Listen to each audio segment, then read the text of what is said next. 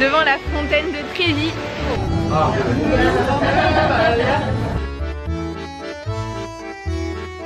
Moi, c'est Natacha.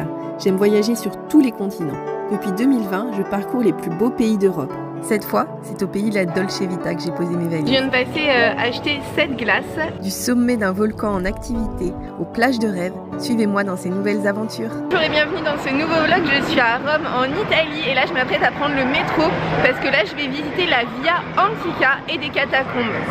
Alors je dois faire un changement bus-métro au niveau du cirque Massimo, donc je vais en profiter pour vous le montrer. Alors voilà le cirque Massimo, il pouvait y avoir 250 000 spectateurs là sur des gradins et l'idée c'était de faire de gigantesques courses de chars et apparemment c'était le plus grand stade de tout Rome. Et ici, là, vous avez le Mont Palatin et c'est ici qu'a été fondé, enfin qu'ont été élevés Romulus et Rémus qui ont fondé Rome. Ensuite, et c'est peut-être pas faux, puisqu'on a retrouvé des traces d'un ancien village qui datait de 800 avant Jésus-Christ ici, sur ce mont.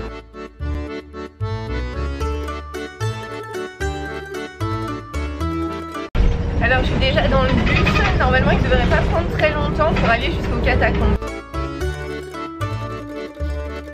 Je viens d'acheter mon billet pour les catacombes, il coûte 8 € en tarif plein. En fait c'est une visite guidée qui part toutes les 45 minutes en plusieurs langues.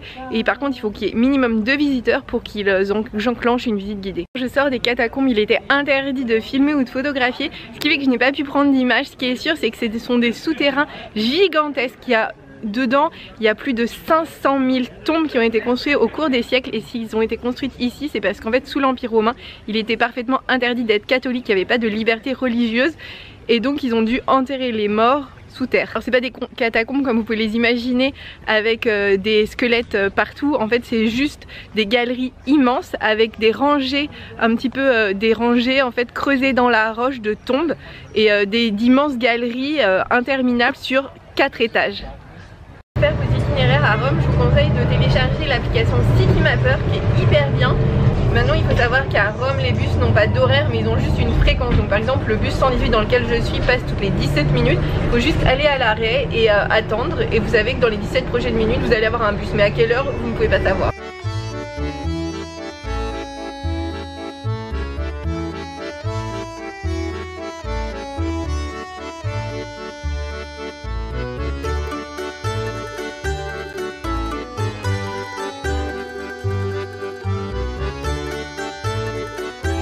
C'est déjà l'heure de déjeuner et je suis bien contente parce que du coup ça me donne une occasion de retourner manger à la Trattoria di Enzo qui fait des pâtes délicieuses et comme j'ai pas essayé toute la carte, autant y retourner.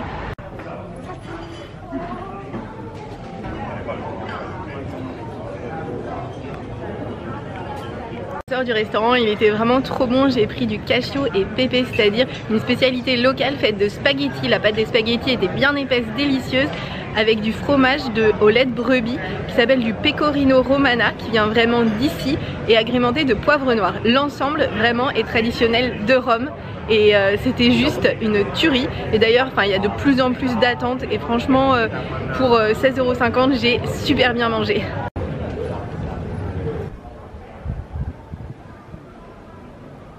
Cet après-midi je vais me promener dans le quartier de la Trastevere. On m'a énormément conseillé ce quartier, apparemment il est très mignon, très vivant et je pense qu'effectivement il est très vivant, il y a des terrasses partout.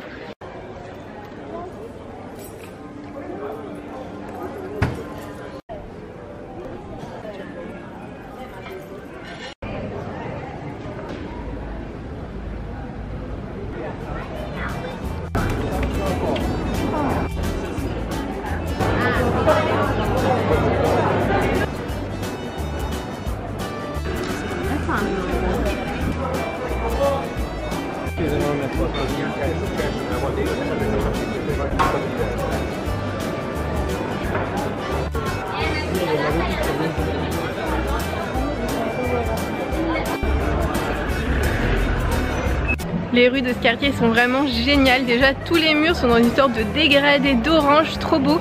Et souvent la couleur est un peu passée mais ça ne fait qu'ajouter du charme. Il y a des terrasses partout, les rues sont pavées, c'est entièrement piéton et c'est trop bien. J'adore ce quartier.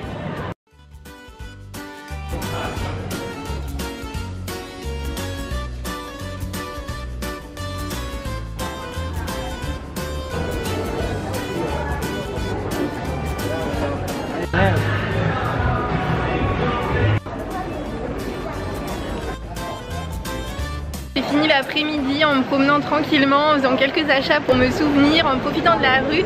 Du coup j'ai très peu filmé et j'en suis désolée. Je suis devant la fontaine de Trévi.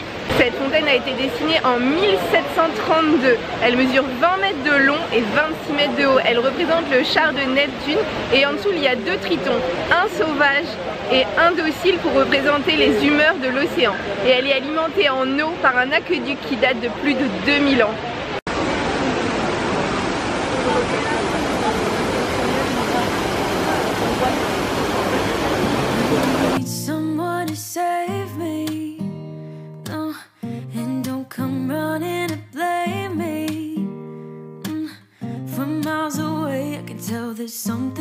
La tradition veut que si on jette une pièce par-dessus son épaule, dans la fontaine de Trévi, on est assuré de revenir à Rome un jour. Et tous les fonds sont récoltés par une œuvre catholique. Avant, les gens en fait venaient dans la fontaine et volaient l'argent. Maintenant, c'est interdit.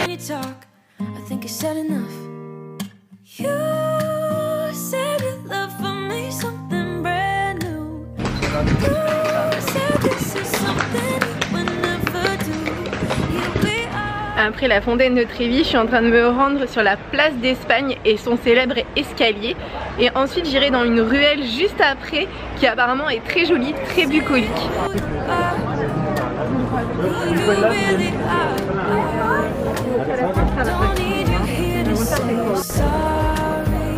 Je suis devant l'escalier d'Espagne. C'est un des plus célèbres de Rome. Alors il s'appelle d'Espagne mais de façon très indue parce qu'en réalité il a été financé en partie par des fonds français et non pas espagnols. Il date de 1725.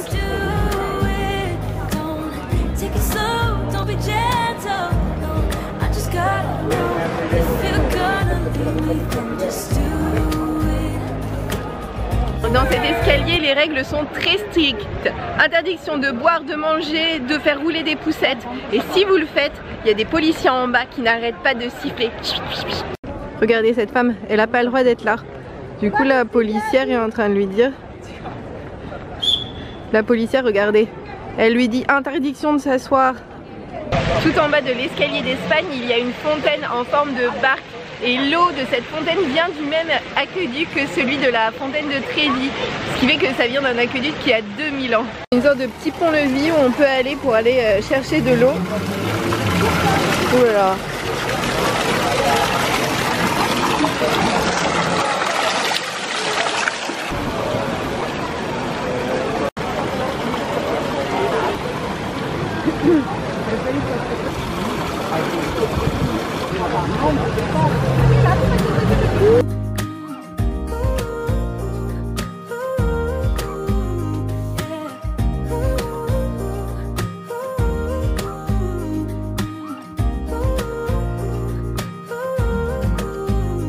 Je suis au niveau de la Via Margutta. Elle est très célèbre car très bohème. Maintenant je suis pas sûre que ce soit une bonne idée d'y aller à la tombée de la nuit. À mon avis il y a plus d'effervescence le jour. Parce que là il n'y a pas d'effervescence, je suis quasiment toute seule. J'aime la fin de ce vlog parce que c'est la fin de la journée. Merci d'avoir regardé jusqu'ici, n'hésitez pas à le liker si vous l'avez aimé et à vous abonner pour voir celui de la semaine prochaine. Huh?